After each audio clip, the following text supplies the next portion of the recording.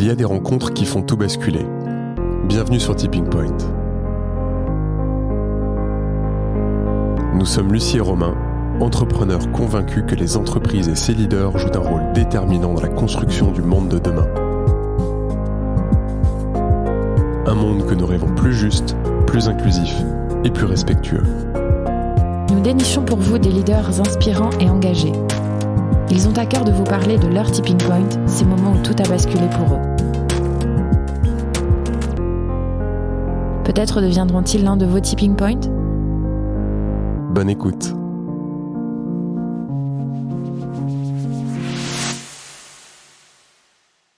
Je vais goûter. Juste, je voudrais dire, donc on n'a pas commencé l'enregistrement.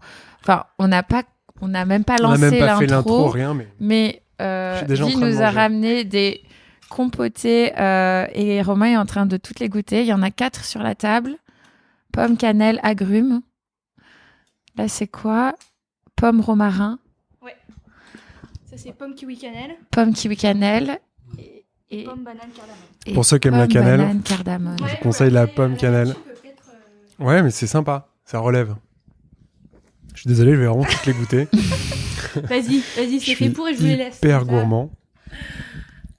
Donc là, c'est pomme, cannelle, kiwi. Ouais. Donc, on n'a jamais encore commencé un épisode de podcast en goûtant des, il fallait bien mais d'ailleurs, compotes. C'est chouette.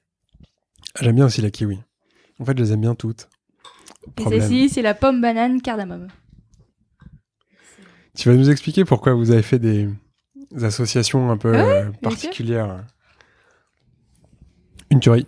Alors, ta préférée ? C'est dur de choisir. J'aime bien la pomme romarin. Ouais. Ouais, je trouve ça hyper original. Je goûte. Vas-y, Lucie, à toi. C'est trop bon. Moi, je vais juste pas manger celle au kiwi parce que je suis allergique. Ah oui, bah oui. C'est pas celle-là. Hein. Non, c'est pas celle-ci. Pardon, bon, on arrête l'épisode. C'est ça. On arrête l'épisode maintenant. Finalement, on n'enregistre pas. Ouais, on goûte. Pas. Non, mais donc, tu vois, là, c'est que des fruits qui viennent de supermarchés qui ont décidé de les jeter. Et je suis allée les récupérer et j'en fais des recettes qui sont sans sucre, sans conservateur, parce que ça, c'est hyper important pour moi. Et de me dire que je les cuisine comme dans une grosse, enfin, comme une grand-mère, quoi, dans une grosse marmite. Et voilà, après, c'est tout, quoi. Tu les cuisines où ? Dans mon atelier, j'ai transformé mon garage. Rends-moi la photo. C'est vrai ? Ouais, mon mari est fou, mais il m'a dit... En fait, on a de la chance, on a déménagé de Paris, on est arrivé sur Melun et on a un grand garage et j'ai pris la moitié du garage, donc 25 mètres carrés.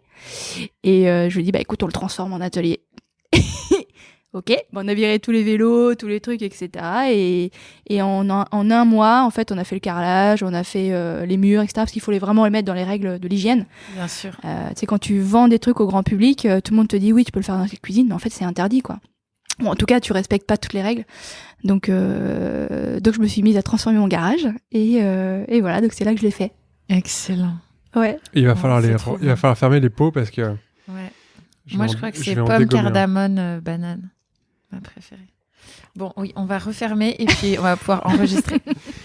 Tout ça pour dire qu'on est très content de t'accueillir au micro de Tipping Point, Vie. Merci. Pas parce que tu nous as ramené à manger. Mais si, un petit peu quand même. Comme ça permet de Mais parce goûter. qu'on est hyper content d'avoir une entrepreneur inspirante qui fait des choses qui sont pour nous essentielles, en tout cas qui traite d'un sujet qui nous tient nous particulièrement à cœur, le gaspillage alimentaire. On a déjà reçu sur ce podcast Jean Moreau de Phoenix, Salomé Géraud de Drive to Nu, une société à Toulouse. Je crois que Pommier aussi, vous êtes très ancré dans votre territoire et c'est aussi des choses qui sont importantes.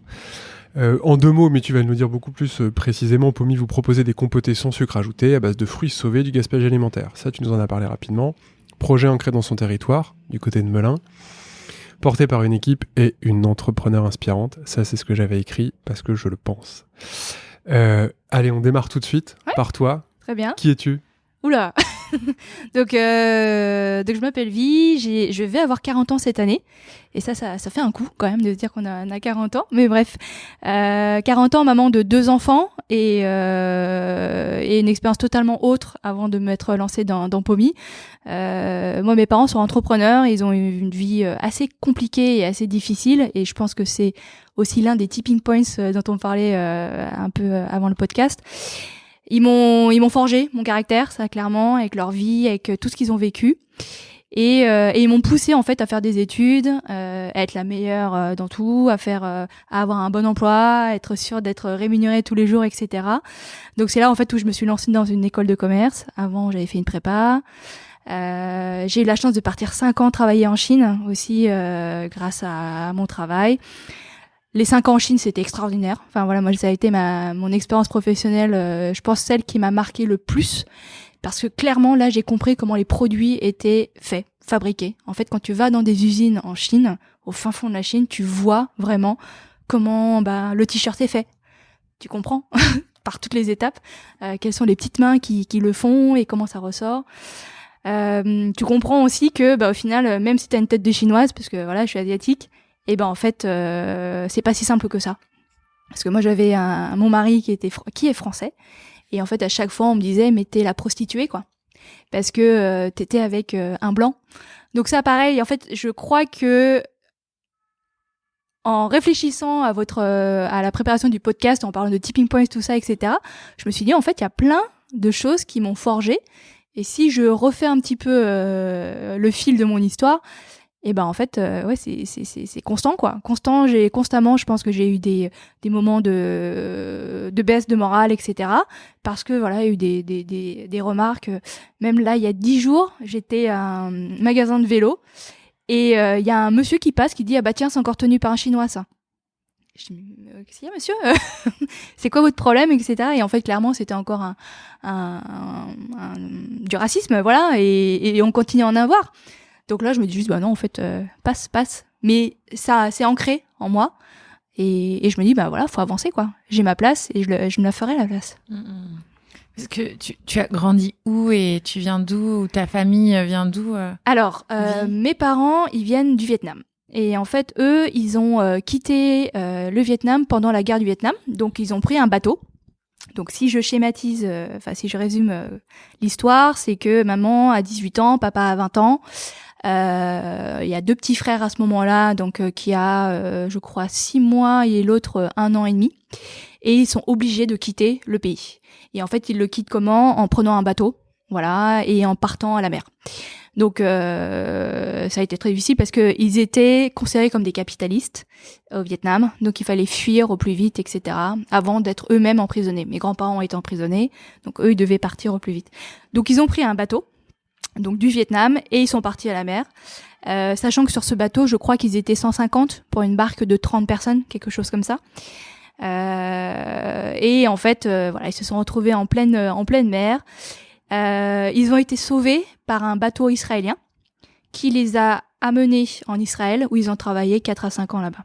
Donc mon père travaillait sur une plateforme pétrolière en tant que plongeur. Donc plongeur, c'est nettoyeur de vaisselle. Hein. C'est pas le plongeur qui va plonger, c'est celui qui va faire la vaisselle. Et ma mère a travaillé en tant que serveuse dans les grands hôtels, Hilton, etc.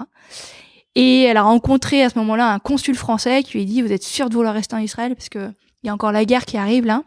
Et si vous voulez, vous pouvez venir en France. » Et donc, ils sont arrivés en France, à Paris. Ils étaient SDF. Mes parents me racontent souvent, et encore une fois, c'est ça où je me dis, faut y aller. Enfin, j'ai rien à perdre.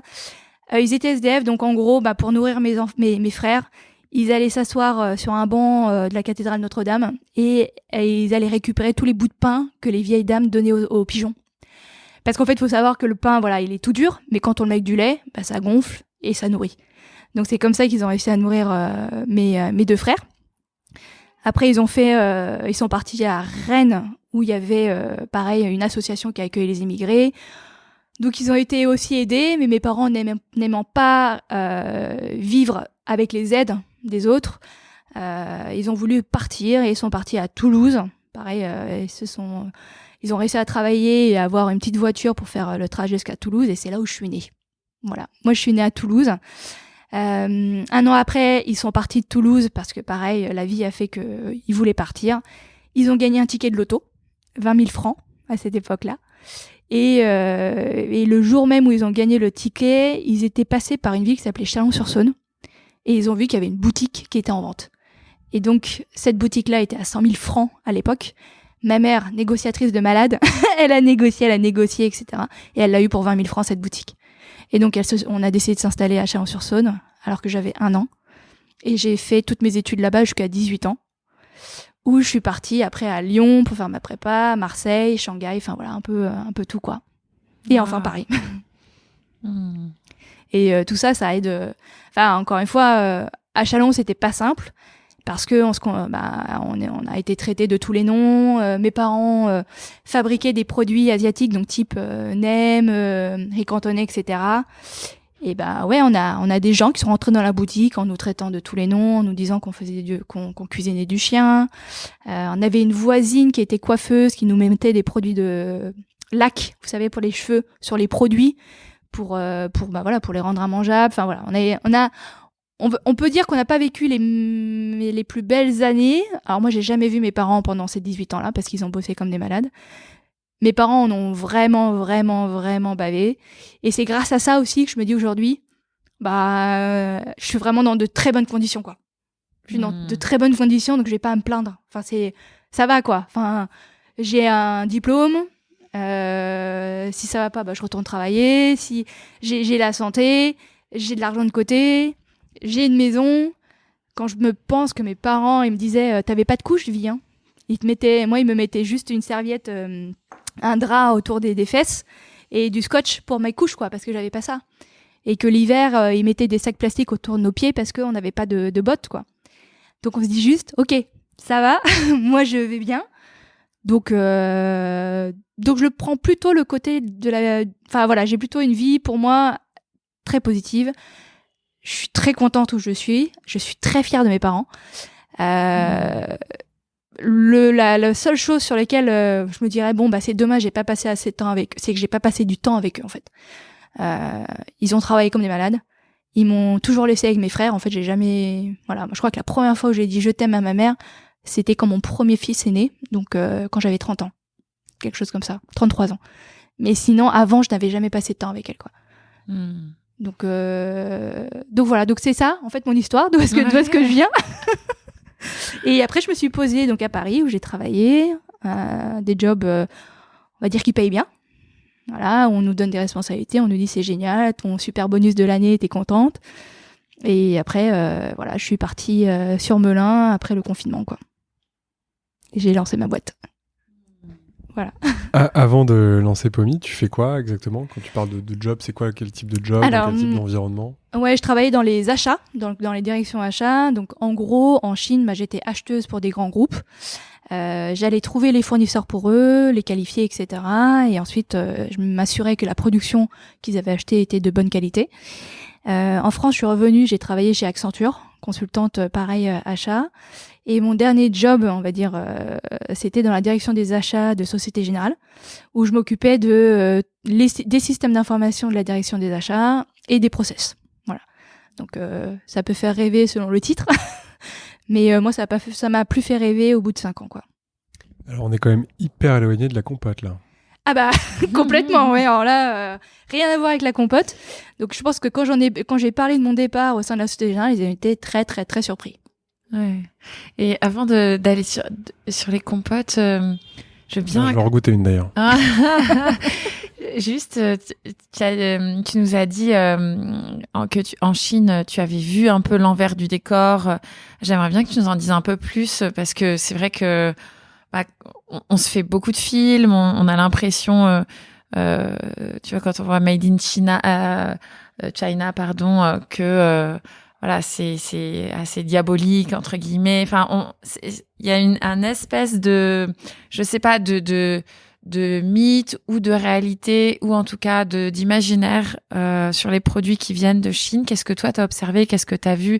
C'est quoi l'envers du décor? Alors moi je pense que c'est pas si diabolique que ça parce qu'effectivement ça embauche du monde. Donc il faut se dire que une entreprise qui ouvre là-bas, ça embauche du monde et que ça fait vivre plein de familles aussi.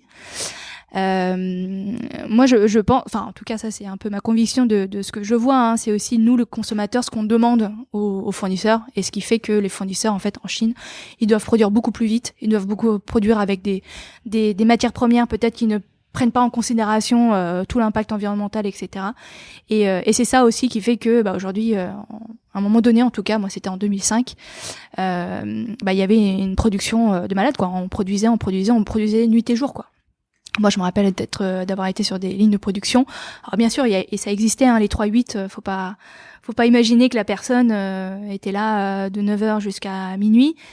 C'est pas vrai. Enfin, en tout cas, moi, les usines que j'ai rencontrées, je m'assurais qu'elles faisaient aussi attention aux droits de l'homme, qu'elles n'embauchaient pas d'enfants, etc. Alors clairement, moi, j'en ai pas vu des enfants dans les usines. Mais encore une fois, je peux pas en faire une généralité. Je suis pas allée dans les fins fonds de partout. Mais en tout cas, moi, ce que j'ai vu, c'était que ils produisent, encore une fois, selon ce que le client demande. Voilà. Si le client dit, moi, je veux un t-shirt à 5 balles, ils vont tout faire pour le faire à 5 €, quoi. Voilà. Et ils vont dire, oui, effectivement, moi, il faut que j'attrape le marché, il faut que je gagne de l'argent aussi, parce que derrière, il y a des milliers et des milliers de familles à nourrir. Donc, ils vont tout faire pour. Donc ils essaient de se mettre en quatre, etc. Et c'est peut-être pour ça aussi qu'on a une image un peu diabolique, puisque c'est un peu le cercle vicieux, quoi. On leur dit, faites-nous un truc à 5 €, donc forcément ils vont tout faire pour faire un truc à 5 €, etc. Et dans le sens contraire, si on leur dit, faites-nous un truc vraiment bien. Moi j'avais un client là-bas où je m'occupais en fait de faire les boîtes, l'emballage des alcools. Il nous disait, faites-moi un truc premium, quoi. On y arrivait, quoi. On faisait un truc premium avec du papier qu'on cherchait un peu plus loin, un peu plus difficile. Enfin, ils comprennent les enjeux, mais clairement, ils ont aussi le business à faire tourner derrière. Donc voilà. Donc après, moi, à chaque fois, nous, on avait un cahier des charges pour voir est-ce que l'entreprise, l'usine respectait ou pas les droits de l'homme, les trucs environnementaux, etc. Et clairement, pour l'instant, moi, j'ai pas été choquée. Voilà, j'ai pas eu. Même si on va dire que je suis difficilement choquable, mais en tout cas, c'est pas si diabolique que ça. Par contre, moi, ça m'a vraiment permis de comprendre, ok, la chaussure, comment elle est faite, quoi. En fait, t'as un moule, t'as 2 parties de chaussure l'une sur l'autre, c'est à la chaîne, oui. Chacun doit coudre un petit bout, après ça repart dans une machine pour faire teindre le cuir. Enfin voilà, c'est ça que moi, c'est ce qui m'a permis de comprendre comment ça marchait. Et en fait, c'était marrant parce que quand je suis revenue en France, je me suis dit, ah oui, en fait, j'ai vu ce produit, je sais comment il est fait. Donc, je sais toutes les étapes qu'elle est passée. Les vêtements, par exemple, maintenant, je dis à mes enfants, dès qu'on achète des vêtements, et on n'achète pas tant que ça, mais à chaque fois qu'on en achète, il faut les laver tout de suite après, quoi. Parce que même si l'usine te l'envoie, en fait, il est dans la poussière totale, quoi. Enfin, c'est le tissu, il est encore tout sale, même s'il a passé déjà à machine à laver, il y a encore plein de poussière qui passe derrière, quoi. Donc t'as intérêt, enfin pour moi, c'est hors de question de mettre quoi que ce soit comme vêtements s'ils n'ont pas été lavés avant, quoi. Donc ça, vraiment, faut le faire. Parce que j'ai vu comment c'était. Ils ont beau se dire, oui, je nettoie, etc., je nettoie, mais en fait, c'est tellement poussiéreux, ça peut être, ça navigue, enfin, c'est transporté sur tellement de kilomètres que ça peut pas rester propre, quoi. Ouais. Donc voilà. Ouais, je trouve que c'est intéressant de cette expérience-là, tu vois, de comprendre comment les choses sont faites et la réalité de ce que tu portes, de ce que ce à quoi tu joues, etc. Ouais. Et du coup, alors les compotes, comment est-ce que te vient cette envie d'agir au niveau alimentaire, parce que l'achat, la banque, on est, comme disait Romain, on est très loin de la compote. Exactement, ouais. Encore, une bascule pendant le confinement. Ça a été une discussion avec mon fils parce que à ce moment-là, j'étais en congé maternité du 2e. On était partis en confinement dans une maison à la campagne. On a réussi à trouver ça. Et mon fils voyait en fait toute l'activité avec les médecins, les infirmières, etc. Enfin, et mon mari qui travaillait à fond avec son entreprise, etc. Donc du coup, il me disait juste, mais maman, en fait, c'est quoi ton travail ?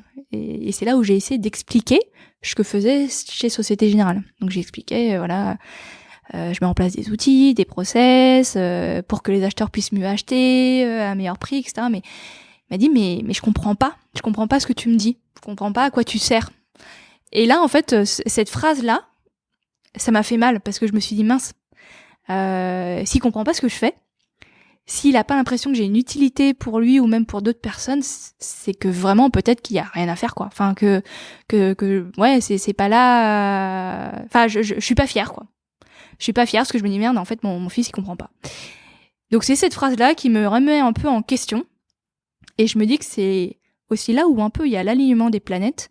J'ai une copine qui commence à me parler, je suis en train de travailler sur un projet de gaspillage, pas forcément alimentaire, mais de tout. Et en même temps, à ce moment-là, elle me dit, tu veux pas participer avec moi à un hackathon qui a lieu ce week-end-là.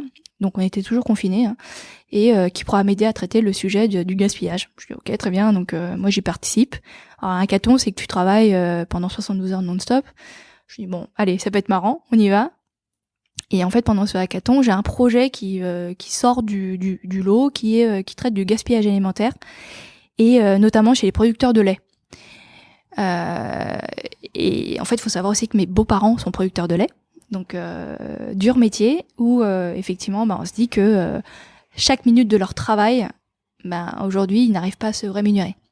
Bien qu'ils travaillent comme des malades, 7 jours sur 7, 24 heures sur 24, aujourd'hui, ils sont toujours en négatif, ils ne se payent pas de salaire.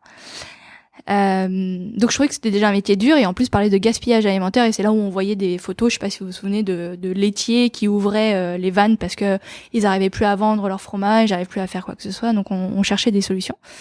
Et c'est là en fait où je suis tombée sur les chiffres du gaspillage alimentaire en général. Voilà, avec les 10 millions de tonnes de nourriture qu'on gaspille par an, que 1/3 de la surface agricole qu'on a dans le monde, en fait, c'est pour du gaspillage. Enfin, et tout ça, en fait, je me dis merde. Et c'est marrant parce que ces chiffres-là, j'en avais absolument pas conscience avant. Mes parents m'ont toujours éduqué à faire attention à pas gaspiller sa nourriture, voilà.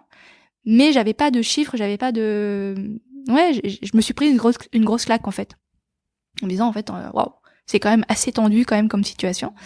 Donc voilà, donc à la fin du hackathon, je me dis bon, il y a quelque chose quand même à faire sur le gaspillage alimentaire, et je réfléchissais un peu à quoi, etc.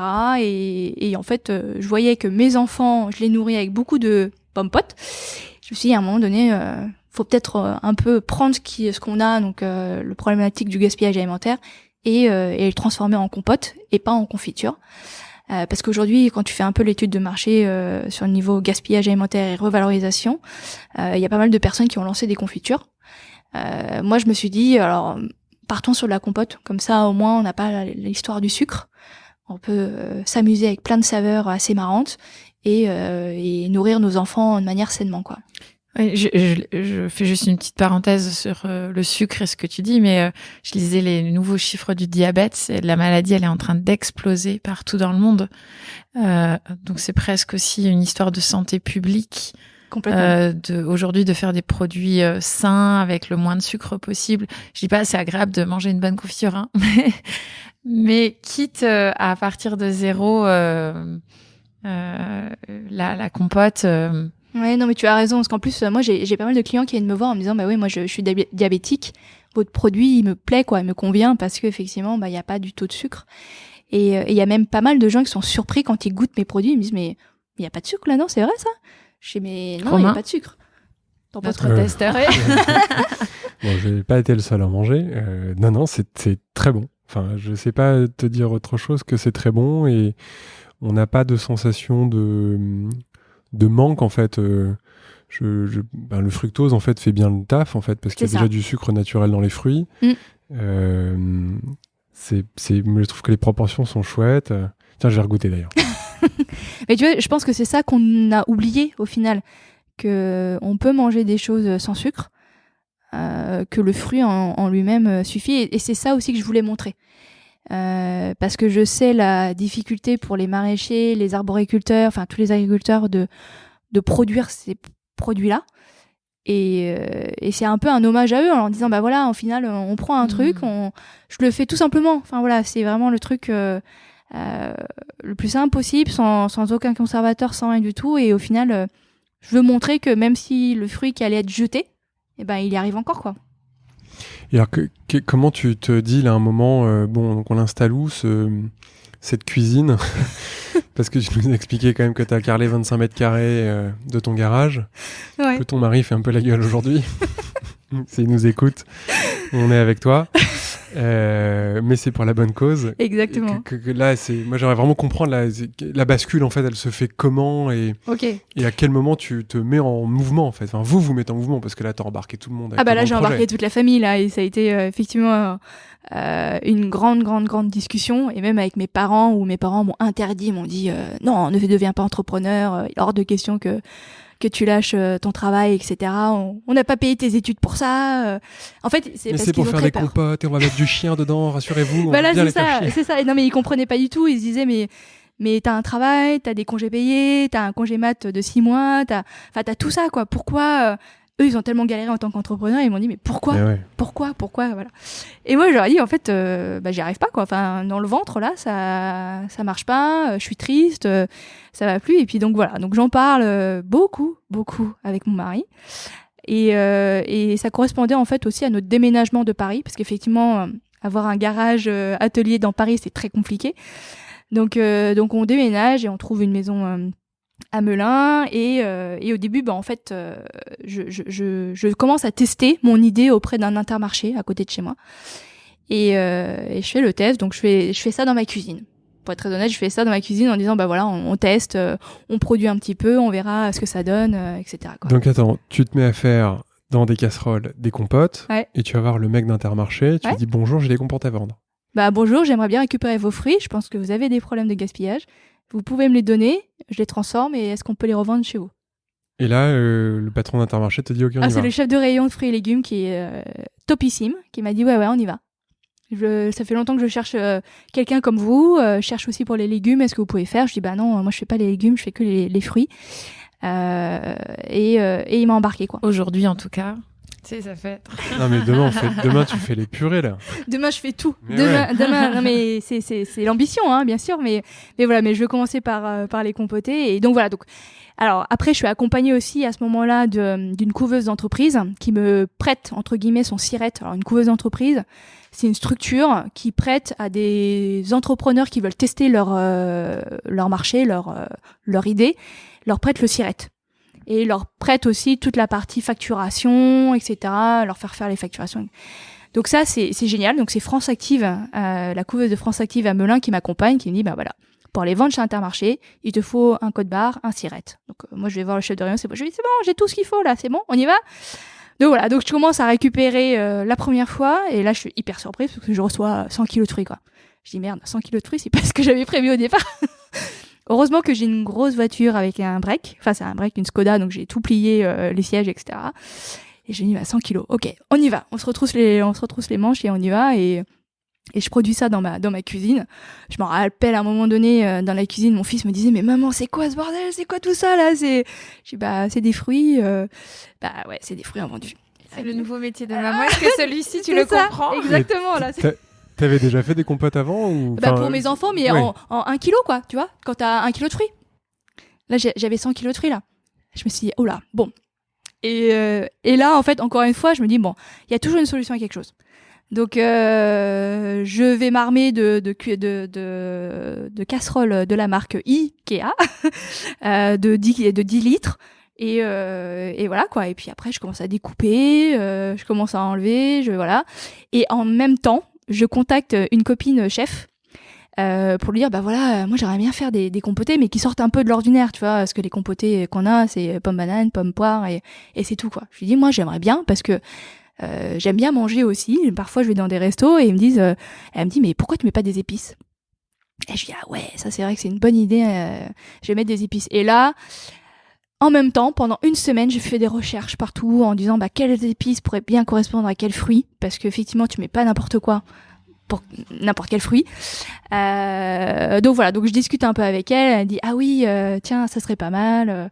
Donc voilà, donc elle m'aide à ça. Donc top. Hein, c'est la chef custo de Potel et Chabot, donc le traiteur parisien. Et elle me dit voilà, ça, si t'as d'autres conseils sur les associations de fruits ou la cuisson de certains fruits, n'hésite pas à me le dire quoi. Donc ça c'est top et je me lance, je me dis allez, je fais des trucs. Et moi au départ j'achète des bocaux un peu grands, des bocaux de 600 grammes, 700 grammes, parce que je me dis anti-gaspillage, zéro déchet, on va à fond, on va faire des gros bocaux parce que franchement des petits, il y en a plein qui vont en manger et ça sera encore des déchets supplémentaires. Et c'est là où tu apprends le test and learn en fait. Donc je lui dis à l'Intermarché, c'est bon, j'ai fini ma production, je peux venir faire une animation ? Il m'a dit oui, viens faire une animation. Donc je pose mes produits, je lui donne un prix, je fais des dégustations. Et là tout le monde me dit c'est super bon, etc. Mais vos pots de 600 grammes en fait, non, c'est trop, quoi, parce qu'on connaît pas vos produits. Donc, faites-nous des plus petits trucs. Donc, voilà. Donc, je fais des plus petits trucs. Donc, ça dure à peu près 3 mois. Et là, connaissant mes parents qui travaillent dans l'agroalimentaire, ils commencent à me dire, attention, tu commences à produire pour du grand public, il faut que tu te mettes aux normes rapidement, quoi. Parce que travailler dans ta cuisine, c'est bien, mais c'est pas aux normes. T'as le droit de faire des tests, c'est bien, mais c'est pas aux normes. Donc c'est là où je commence à regarder un petit peu les locaux. Et c'est super cher. C'est super cher, c'était 1 000 € par mois, un truc comme ça. Et même si je veux louer une cuisine, c'était 100 € la journée. Et je me voyais mal prendre les fruits, les ramener. Enfin, pour moi, c'était une logistique d'enfer. Et c'est là où je me suis tournée vers mon mari. Je lui ai dit, bah tiens, on a une place dans le garage, ça te dirait de le transformer en atelier? Donc c'était pas forcément un super oui au départ, mais en fait avec mes arguments qui ont été je serais plus proche des enfants, parce que c'est vrai que moi je me rappelle des moments où je devais cuisiner à 21h, je couchais les enfants, je descendais dans l'atelier, je cuisinais de 21h jusqu'à 2h du mat, et les enfants étaient là, quoi, il y avait pas de souci. Moins de problèmes logistiques, etc. Enfin voilà, donc j'ai discuté pas mal. J'ai discuté aussi avec mes parents. Ils trouvaient que ça intéressant effectivement de le faire dans son garage, où il y a un peu moins de risques. Et c'est comme ça que je l'ai transformé, quoi. Le mythe de l'entrepreneur qui commence dans son garage n'est donc pas un mythe. C'est ce que tout le monde me dit, mais je sais pas, je croise les doigts, on verra ce que ça donne. Et en termes de mise aux normes, vous avez beaucoup de travaux à faire. C'est une mise aux normes qui est complexe pour faire des compotés ou... Alors, non, c'est pas si complexe que ça, puisqu'en fait, j'utilise pas d'ingrédients animaux. En fait, quand on utilise des ingrédients animaux, il y a vachement plus de complexité. Là, aujourd'hui, c'est vraiment se dire d'avoir les normes qu'on appelle HACCP, donc c'est tout ce qui est lié à l'hygiène. Donc c'est d'avoir des murs qui sont lavables, le parterre carrelage aussi. Voilà, c'est des normes qui sont... Alors moi j'ai l'impression que c'est facile pour moi parce que j'ai toujours vécu là-dedans. Encore une fois, mes parents ont été dans l'agroalimentaire, donc pour moi c'est facile, quoi. Et ils m'ont conseillé aussi sur l'emplacement, enfin voilà, comment est-ce qu'on mettrait des choses, etc. J'ai fait appel aussi à la chambre des métiers et de l'artisanat. En fait, je me suis pas mal entourée. À chaque fois, j'ai demandé, même si effectivement j'avais une idée, moi j'ai toujours cherché de l'aide. En fait, j'essaie toujours par tous les moyens possibles de demander des conseils, parce que moi je considère que j'y connais rien et que tous les autres ont toujours de meilleures idées. Donc c'est là en fait où je me dis tiens, ah oui, ça ils ont raison, ça va aller, etc., quoi. Donc non, pour moi c'est pas si compliqué que ça. Donc là les premiers tests, c'est quoi, c'est 2021? Les premiers tests c'était 2022, donc 2022. Mai 2022 j'ai créé la structure et juillet 2022 l'atelier était fini, quoi. Donc voilà. Et donc après, production depuis juillet 2022 dans l'atelier, avec voilà, tout le quotidien d'un atelier à entretenir, quoi. Et donc là, je sais pas, tu comptes en quoi? En pot, en cadence, en quantité de légumes, de fruits, de fruits sauvés Là, en termes de fruits sauvés, je crois depuis juillet 2022, je crois qu'il y a 1 tonne de fruits qui a été sauvée. Je produis à peu près 300 pots par semaine. Ils ont tous cette constance-là? Alors non, en fait, là, je viens d'ouvrir un nouveau canal de distribution, et donc, si ça peut intéresser certaines personnes qui écoutent, c'est maintenant, je propose aussi aux hôtels sur leur buffet de petit déjeuner. Et donc là, c'est des bocaux de 1,6 kg. Des gros bocaux pour qu'ils puissent après le mettre sur leur buffet de petit déjeuner. Mais effectivement, c'est soit du 270 grammes, soit du 1,6 kg. Ah, c'est cool. Je vais aller rouvrir, donc. Et donc là, tu distribues dans les supermarchés? Ouais, donc là, je distribue dans 3 supermarchés autour de chez moi, donc autour de Melun. L'idée, c'est vraiment de... Alors, j'ai pas voulu trop m'éloigner non plus, parce que l'idée, c'est de pouvoir aller récupérer les fruits et ensuite d'aller les revendre sous forme de compoté. Mon modèle m'a montré que ça permettait pas de me rémunérer, parce qu'en fait je vends pas assez avec ça. Donc ça a été l'une des déceptions ou des apprentissages que j'ai eu, parce que quand j'ai fait mon BP, etc., on se dit c'est bon, je vais pouvoir en vendre des palanquets de compotés. Et en fait c'est pas si simple que ça de rentrer dans la GMS. Et ça a été une première claque. Je me dis mince, en fait mon modèle il tient pas le circulaire complet. En tout cas, sur mon produit, ça ne marche pas. Donc, il a fallu réfléchir à d'autres choses. Donc, c'est là où je me suis dit, il faut peut-être que j'aille sur Paris quand même vendre. Donc, dans 15 jours, je serai à la grande épicerie de Paris où je vais vendre aussi bien sur rive droite et rive gauche mes produits. Je vends aussi aux entreprises comme cadeau d'entreprise pour fin d'année ou des choses comme ça. Ah, mais c'est ce que je veux dire, c'est que nous on a un événement dans pas longtemps, mais je serais ravi de pouvoir offrir ça à tous les gens qui viennent à notre événement parce que c'est bon, c'est hyper cool, je trouve, comme cadeau en fait. Ouais, t'as un vrai cadeau responsable en fait. C'est ça. Et puis je peux personnaliser l'étiquette aussi si vous le voulez. mais voilà, donc oui, je dois me réinventer continuellement. Et par exemple, le marché de l'hôtellerie, je suis en train de le tester depuis juin. Donc parce que voilà, mon BP il tenait pas. Enfin, encore une fois, on parlait d'échecs ou de choses qui marchent pas. Moi, je m'étais focalisée que sur les GMS et au final, ça va pas. Donc là, je cherche, je tâtonne. Je me donne encore à peu près 6 mois, 1 an pour mettre tout le carburant dessus, pour voir si effectivement je peux en vivre à un moment donné ou pas, quoi. Et ça doit être physique, d'éplucher 100 kilos de fruits, voire plus maintenant. Je sais pas combien de kilos tu dois éplucher, récupérer. Tu vois, avec tes 2 enfants, tu disais à 40 ans. C'est quand même ouais, je te confirme, c'est très physique. Impressionné, ouais. C'est très physique parce qu'en fait pareil, encore une fois, c'est des choses qu'on apprend sur le terrain parce que quand on a une idée d'entreprise, on se dit sur le papier, je vais aller la récupérer, je vais aller faire ça, mais en fait pratico-pratique, tu y vas, le chef de rayon il te dit va chercher les fruits au fond de l'entrepôt, quoi.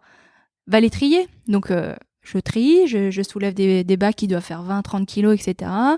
Tu te débrouilles pour le mettre dans ta bagnole, tu te débrouilles pour les sortir, effectivement, il y a des choses auxquelles je n'avais pas forcément pensé quand j'avais lancé mon truc. Et donc oui, c'est très physique.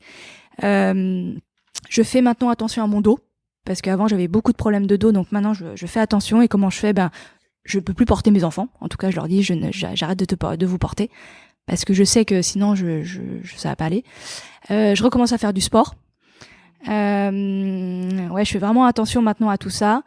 J'ai des douleurs un peu aux bras, aux mains. Mais tu vois, hier, par exemple, je vais demander des subventions auprès de la caisse d'assurance maladie pour pouvoir me subventionner des équipements. Il y a des subventions aujourd'hui qui existent pour réduire justement toutes les problématiques musculo-squelettiques, etc. Donc voilà, je commence à m'équiper. J'ai pas voulu le faire pendant 1 an parce que, encore une fois, c'est un crédit supplémentaire, c'est un risque pour ta boîte, c'est des équipements qui coûtent 5 000 à 10 000 balles. Bon, tu te dis, je voulais pas faire ça. Et en fait, je commence à avoir des douleurs. Donc je me dis, si on veut que la boîte, elle continue encore un peu plus longtemps, si je veux atteindre le rêve que j'ai pour Pommy, je dois faire attention, je dois préserver, je dois chercher des subventions un peu partout pour me financer, quoi.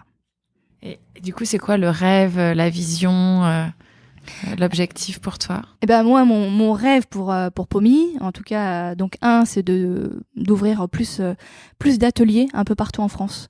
L'idée, c'est de créer des mini-ateliers un peu partout en France qui lutteraient d'un point de vue local contre le gaspillage alimentaire. Parce que pour moi, ça n'a pas de sens d'aller chercher des fruits, je sais pas, à Lyon, de les ramener à Paris, à Melun pour les cuisiner et ensuite de faire repartir les compoter, quoi. Donc c'est vraiment de créer des petites installations locales, donc non seulement pour lutter contre le gaspillage d'un point de vue local, mais aussi de permettre à des gens de trouver des emplois locaux. Moi, j'aimerais pouvoir donner de l'emploi à des jeunes femmes, à des femmes, des mamans qui se sentent isolées et qui veulent retourner au travail. Parce que j'ai des horaires, on va dire, assez flexibles, des choses assez simples, entre guillemets, à faire. Si elles veulent venir et sortir de leur quotidien, etc., et trouver un travail, je me dis que ça serait ma plus belle réussite, quoi. Si tu prenais, par exemple, tous les fruits d'Île-de-France, ça ne te suffirait pas d'alimenter tous les Intermarchés de France, par exemple? Oui et non. Si je pense que oui. Je pense que ça suffirait. Après, moi, le problème, mais c'est encore une réflexion qu'il faut avoir, il faut accepter ou pas. Ça m'embête d'envoyer des camions un peu partout en France, quoi. Voilà. Mais encore une fois, peut-être que mon business model, si je veux être rentable, à un moment donné, il va falloir faire ça. Il y a peut-être des concessions à faire et c'est là où, en fait, moi, je suis encore en train d'apprendre quelles sont les concessions que je suis prête à faire ou pas. Au début, je faisais pas de concessions sur les contenants, par exemple, où j'avais acheté une palette. J'ai acheté une palette de contenants de 600 grammes. Et ben, j'en ai enlevé que sur cette palette de 2000 pièces, de 2000 contenants. Je crois que j'en ai utilisé que 200, quoi. Et à un moment donné, je me dis, bon, bah, tant pis. J'en ai 1800 dans mon garage encore. Donc, je pense que c'est aussi pour ça que mon mari fait la tête. Mais il y a des concessions à faire. Donc, peut-être qu'effectivement, un jour, j'enverrai des camions partout en France. Mais c'est pas ma volonté aujourd'hui, quoi. Oui, c'est vrai que cette espèce de mini-unité de production dans une agglomération donnée, où tu peux effectivement remettre des personnes qui sont soit éloignées de l'emploi pour des raisons de compétences ou des raisons autres, et d'avoir ces espèces de mini-usines, je vois tout à fait la vertu du modèle. Ouais. Maintenant, il faut voir si en tout cas, on peut en sortir assez d'argent pour rémunérer l'équipe, etc. Ça, c'est encore une autre question, quoi. Tu es accompagnée, Vi ? Oui, je suis accompagnée, et heureusement. Je suis accompagnée par un incubateur qui s'appelle Entrepreneurs dans la ville. Donc, c'est Entrepreneurs dans la ville. En fait, c'est une structure qui a été créée par l'EM Lyon avec une autre association qui s'appelle Sport dans la ville. Donc, ces deux structures-là ont créé un programme qui s'appelle Entrepreneurs dans la ville. Et ça fait depuis 1 an que je suis là-bas. Je devrais y rester encore 1 an avec eux et peut-être passer sur la phase d'accélération aussi avec eux, donc peut-être avec une levée de fonds, enfin voilà, ça sera pour plus tard, mais oui, je suis accompagnée, donc déjà par eux. Et après, clairement, je suis accompagnée par ma famille, par mes parents, mon mari, mes frères, c'est mes enfants. Voilà, ils ont un droit de veto, mes enfants, enfin mon fils aîné a un droit de veto sur les étiquettes, sur le logo, etc. Parce que là, je suis en train de changer le logo, donc je suis en train d'enlever le petit singe qu'il y a sur le logo. Pour la petite histoire, le petit singe, c'est le signe astrologique chinois de mon fils, en fait. Et c'est pour ça que je l'avais mis au départ. Je vais l'enlever, et donc du coup, voilà, je lui ai quand même demandé si ça allait pour lui. Il m'a dit OK. Mais non, c'est important, moi, de m'appuyer sur d'autres personnes, de demander conseil, en tout cas. Oui, puisqu'en plus, t'es solopreneur. Exactement, ouais. Je suis solopreneur, c'est pas simple. C'est pas simple du tout. Mais en même temps, la structure que j'ai mise en place avec justement l'accompagnement, mes parents, je vais avoir 2 alternantes qui vont arriver dans mon équipe, etc. Ça va me permettre effectivement de balancer un peu cette solitude. Parce que clairement, ouais, je l'ai vécu, la solitude de l'entrepreneur. En plus, quand t'es à Melun... T'es à Melun, t'es maman, donc tout ce que tu vois, c'est que tes enfants. Et après, c'est pas simple, parce qu'on se dit, ok, tu peux venir à Paris, je peux pas, il faut que j'aille chercher les enfants. Ah, d'accord, ok, très bien. Donc tu peux rester isolé. Enfin, moi, je sais que parfois, je suis restée, je pense, 48 heures dans la maison sans sortir, quoi. Et parfois sans avoir un coup de fil ou sans avoir une réunion, etc. Donc, c'est pas simple pour se motiver. Vous discutez un peu entre acteurs du gaspillage alimentaire. On parlait de Phoenix, Meta, Too Good To Go. Ça, ce sont des entreprises qu'on connaît bien maintenant parce que ils sont établis déjà depuis au moins une dizaine d'années. Moins une dizaine d'années. Vous discutez un peu avec eux ? Alors moi j'ai pas la chance de discuter avec Too Good To Go ou avec les grands, en tout cas au Phoenix. Par contre dans mon parcours entrepreneurial, j'ai rencontré d'autres entrepreneurs dans la même fibre que la mienne, et notamment une personne qui s'appelle Floriane Chauvière qui se trouve à La Rochelle, qui elle a créé le projet Pas de gâchis entre nous et qui fait pareil de la récupération de fruits. Je discute aussi avec une autre personne qui se trouve dans l'est de la France, qui pareil récupère des fruits, qui en fait des confitures, des jus de pommes. Oui, je crois que j'ai dans mon giron de discussion 3 à 4 personnes qui sont spécialisées là-dedans et avec qui on discute.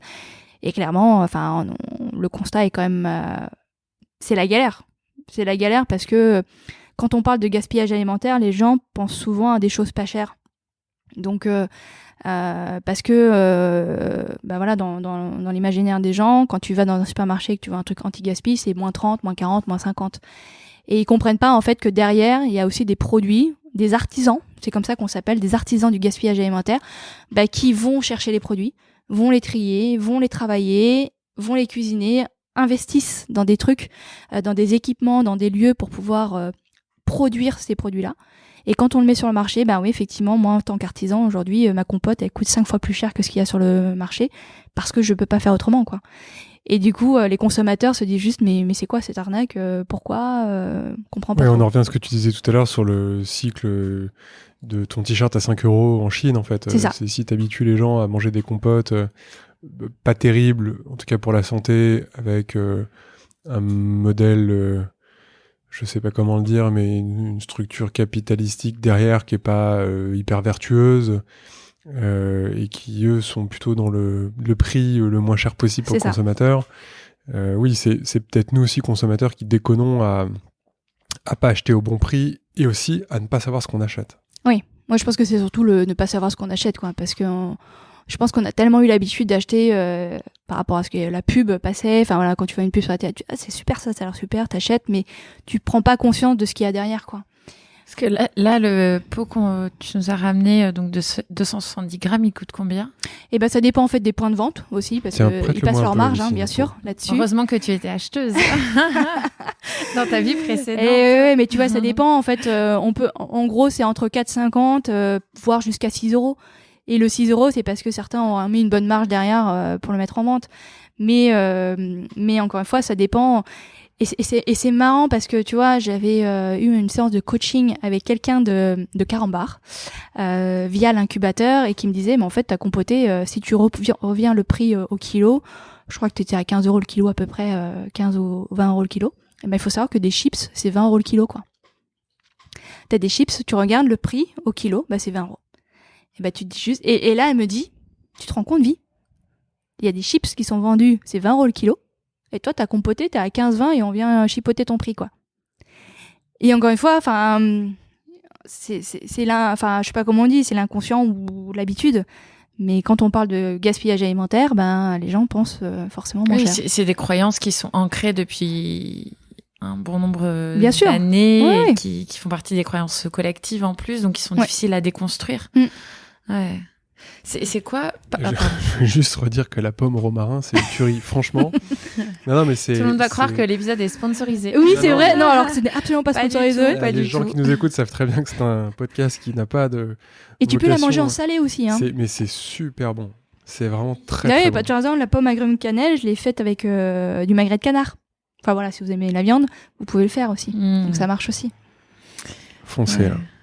Et moi, j'allais te demander qu'est-ce qui est le plus dur, justement, quand on entreprend, alors de ton expérience, hein, mais qu'est-ce qui est le plus difficile pour toi dans ce lancement entrepreneurial, et à contrario, qu'est-ce qui est le plus joyeux, le plus plaisant? Aujourd'hui, pour moi, je pense que le plus difficile, c'est de se faire connaître et de faire comprendre son concept, en fait. Encore une fois, hein, je récupère des fruits, je fais plein de taf derrière, etc. Et pour que les gens comprennent en fait tout ça, bah c'est dur. Moi, je fais des animations en magasin. Le nombre de fois où des gens m'ont ri au nez ou m'ont dit voilà, c'est quoi ce truc encore bobo, ou c'est dur parce que tu y as mis tout ton cœur, quoi. Tu vois, tu sais que t'as lâché un job avant, tu t'es lancé dans un truc où tu te payes pas. Et alors ils sont toujours gentils, hein, je dis pas qu'ils sont là mais il y a des commentaires qui font voilà, c'est pas tout le temps simple. Et par contre, quand je suis hyper contente quand les gens me disent que c'est bon et qu'ils achètent et qu'ils se disent voilà, je rachèterai demain, je trouve ça génial votre concept, vous avez bien fait de le faire, merci de le faire, quoi. Et ça, tu dis juste ok. Et le moment le plus joyeux, c'est quand mon fils il me dit mais juste maman, c'est trop cool ce que tu fais, quoi. C'est trop cool, t'es compoté, je suis fière de toi. Et je crois que c'est la première fois qu'il me l'a dit. Il me dit mais c'est génial ce que tu fais, j'adore tes compotés, tout le monde en parle à l'école, je les montre, etc. C'est cool. Donc c'est là où je me dis ok, ce que je fais c'est dur, on n'est pas tout le temps soutenu, c'est pas simple, il y a des hauts et des bas. Moi, ce qui m'inquiète aujourd'hui, c'est de savoir est-ce que ma boîte va être un jour rentable pour pouvoir me payer ou pas. Donc, est-ce que je vais pouvoir poursuivre cette activité longtemps ou pas. Mais je me dis, tous les matins, quand ça va pas, je me dis, vite, t'as encore sauvé 150 kilos, quoi. Encore 150 kilos, ok, bon, sur les 10 millions de tonnes, ça va faire encore un peu longtemps, mais tu dis, non, ça va pas, quoi. Enfin, il faut que quelqu'un aille se lever les fesses et aller chercher ses fruits, quoi. Donc voilà, donc c'est un peu les bas et les hauts qu'on peut avoir. Ouais, chapeau. Hein. Et je voyais la petite mention, mes enfants vous recommandent de la consommer frais sur l'étiquette. Ils sont même là, tes enfants, sur le produit. Oui, pour moi, c'est hyper important en tout cas parce que la vie entrepreneuriale de mes parents m'a beaucoup impacté, je trouve. On l'a pas vécu ensemble. Voilà, à part tous les étés où je devais aller travailler avec eux, tous les soirs je devais aller travailler avec eux, c'était plutôt, on va dire, le côté pas sympa de l'entrepreneuriat où je devais plutôt mettre la main à la pâte, voilà. Et moi j'aimerais pouvoir changer un peu cette expérience avec mes enfants, me dire que ne pas les laisser de côté, ne pas me dire qu'ils partent en vacances tout seuls pendant 2 mois. Non, je veux qu'ils soient aussi un peu présents, soient un peu fiers de ce que je fais et que ils comprennent aussi la valeur du travail, quoi. C'est important pour moi qu'ils comprennent ça. Moi, je l'ai compris grâce à mes parents. Clairement, on ne serait jamais arrivé là si mes parents n'avaient pas travaillé. Et encore une fois, je les remercie énormément. Mais je me rappelle d'eux mettre un matelas dans leur atelier de fabrication par terre parce que ils devaient dormir 3 heures et après le lendemain ils devaient retravailler. Enfin voilà, ma mère sur la route non-stop, etc. Mais donc j'aimerais éviter un peu ça. Mais j'aimerais aussi montrer à mes enfants que c'est important de travailler. La valeur travail, c'est ça aussi qui fait que c'est comme ça qu'on avance, que le travail, c'est ça qui va nous permettre d'avancer. Ça vient pas comme ça, tout simplement dans la bouche, quoi. Faut mettre la main à la pâte. Et ils m'aident pas mal, quoi. Enfin voilà, quand j'ai vraiment beaucoup de fruits, je leur demande, vous voulez pas venir m'aider? Et ils m'aident à trier. Bon, le petit dernier, je te dis tout de suite, il met pas tout le temps dans la bonne case, mais voilà, mais le grand, il m'aide à trier s'il faut, quoi. Et s'il faut venir vendre, ils viennent vendre avec moi, et voilà. Ouais, c'est chouette, c'est une aventure familiale. Oui, ouais, j'essaye en tout cas. Ouais, c'est vraiment une belle aventure. C'est vraiment à l'image du goût, en fait. Ça a une belle saveur, je trouve. Ce projet... pardon, je fais un peu un aparté, mais moi nous on fait aussi ce podcast pour ces moments-là et cette rencontre-là. Moi je suis hyper content que tu aies accepté de venir nous rencontrer. Moi cette discussion me met vraiment en joie. Ça me donne beaucoup d'espoir pour la suite, pour nos gamins, pour leur faire manger des trucs bons, pour leur faire écouter des gens intéressants qui ont cette valeur travail, mais quand tu parles de valeur travail, c'est pas ce travail acharné où on est dans un truc où il en faut encore plus et on est dans un truc de croissance et de machin. Non, là, tu te poses vraiment la question de comment est-ce qu'on arrive à résoudre un problème qu'on a nous-mêmes créé et qu'on n'est pas foutu de régler de façon très simple parce que on est rentré dans un système qui est tellement complexe aujourd'hui que pour régler ce problème, en fait, il faut arriver à tout dynamiter et ça serait beaucoup trop compliqué. Et toi, tu as décidé de t'extraire du système pour te dire, je vais essayer de le faire simplement, au regard de mon expérience et de ce que j'ai pu observer, et d'arriver à le faire. Donc, vraiment merci. Merci, Vi. Je trouve ça vraiment très, très chouette. Et j'aimerais... nous, on est à Lyon, mais j'aimerais vraiment pouvoir trouver tes produits à Lyon. Ah. Alors, si c'est pas des produits faits par Vi à Melun, c'est pas grave. Mais s'il y a des gens qui ont envie de faire la même chose et de monter un pommy en local, ah bah oui, carrément, oui. Je trouverais ça vraiment, vraiment génial. Et c'est un projet dans lequel il y a tellement de valeur, je trouve, qu'il y a forcément un modèle économique qui tient la route derrière. Il existe, je le ressens, il a trouvé, il a exploré. T'auras, j'ai le sentiment qu'il y a quand même des ajustements que tu vas encore devoir faire, mais tout est là, quoi. Tout est là, et je trouve que tout est sur l'étiquette. C'est produit par toi, fabriqué à partir des fruits que tu es allé chercher toi, dans des magasins d'Île-de-France. Tes enfants le recommandent, avec une démarche hyper responsable. Il n'y a que du fruit, sans sucre ajouté et éco-responsable. Voilà. Et il faut savoir que l'étiquette, c'est moi qui l'imprime aussi avec une toute petite imprimante que j'ai trouvée. Donc voilà, c'est vraiment du fait main au maximum. Donc voilà. De quoi tu as besoin aujourd'hui tu vois, s'il y a des personnes qui t'écoutent, qui nous écoutent et qui ont envie de pouvoir contribuer, t'aider, quels sont tes besoins? Alors, clairement, enfin, là, aujourd'hui, c'est vraiment d'augmenter mon chiffre d'affaires, donc d'augmenter mes ventes. Donc, trouver d'autres points de vente, trouver des hôtels qui voudraient acheter mes compotés, trouver des entreprises qui aimeraient acheter mes compotés en cas d'entreprise. C'est ça, aujourd'hui, dont j'ai vraiment besoin. C'est de pouvoir pérenniser, j'espère l'année prochaine, un emploi. Déjà de pouvoir embaucher quelqu'un, ça serait génial. Aujourd'hui, j'ai 2 alternantes avec moi grâce aux aides de l'alternance. Mais pour moi, c'est pas assez stable, quoi. Faut plus. Donc il faut que j'arrive à vendre plus. Donc c'est ça la grosse problématique du moment.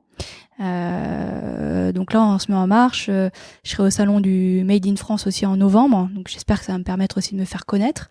Mais visibilité, point de vente, enfin voilà, c'est un peu tout ça dont j'aurais besoin aujourd'hui, quoi. Ouais. Et comment est-ce qu'on peut acheter si on a une entreprise qui est pas à côté de chez toi? Alors, déjà, il y a mon adresse email qui est sur mon site internet, donc qui est pomy.fr, donc po2my.fr.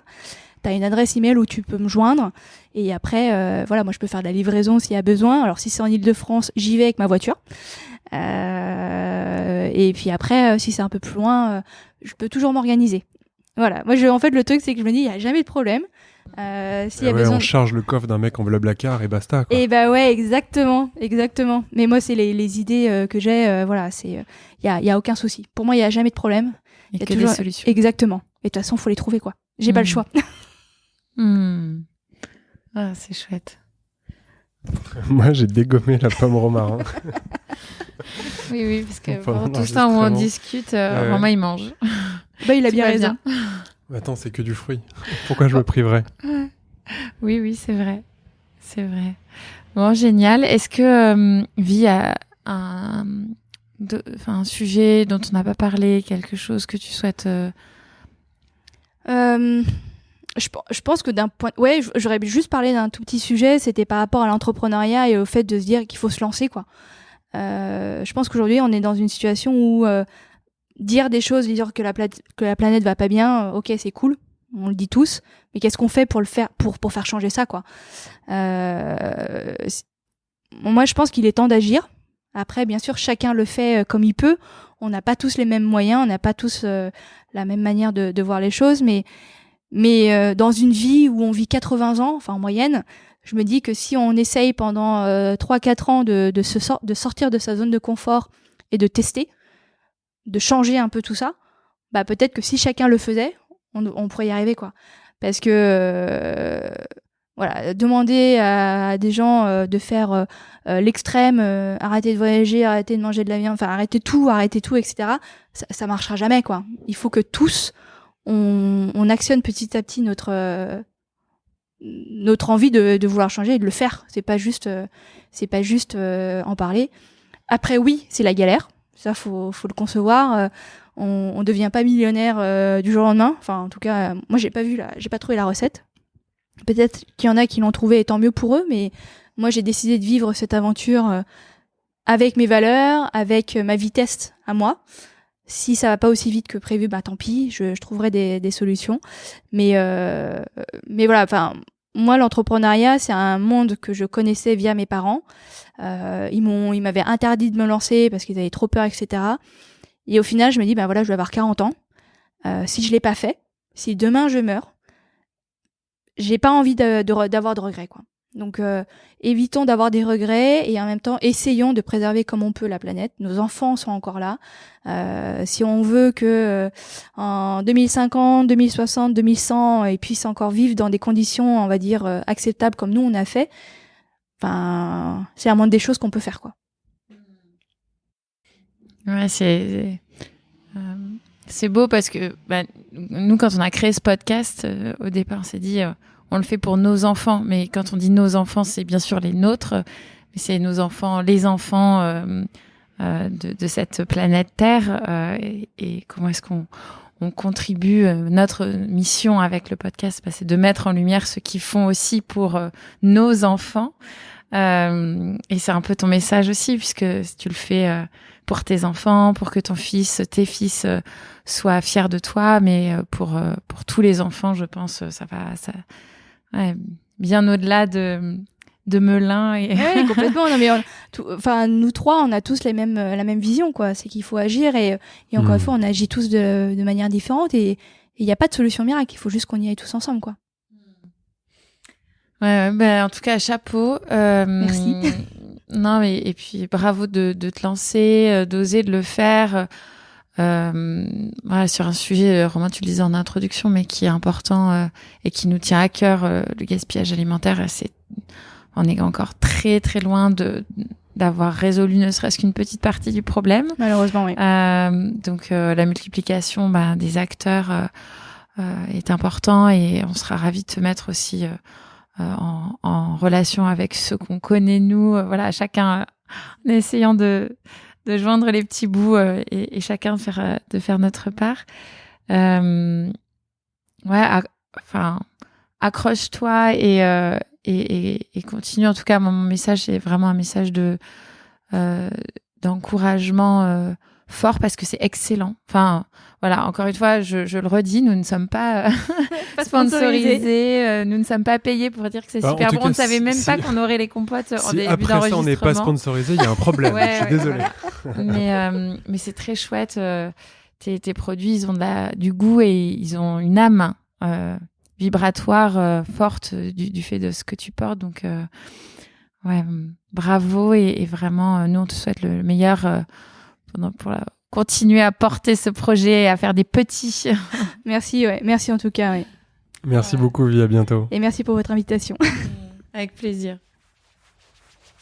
C'est fini pour aujourd'hui. Nous espérons que cet épisode vous a inspiré. Retrouvez toutes les infos et les épisodes sur notre site tippingpoint.fr, tipping-point.fr. Si vous avez aimé, n'hésitez pas à partager l'épisode le plus largement autour de vous et à mettre 5 belles étoiles pour nous aider à nous faire connaître. À bientôt!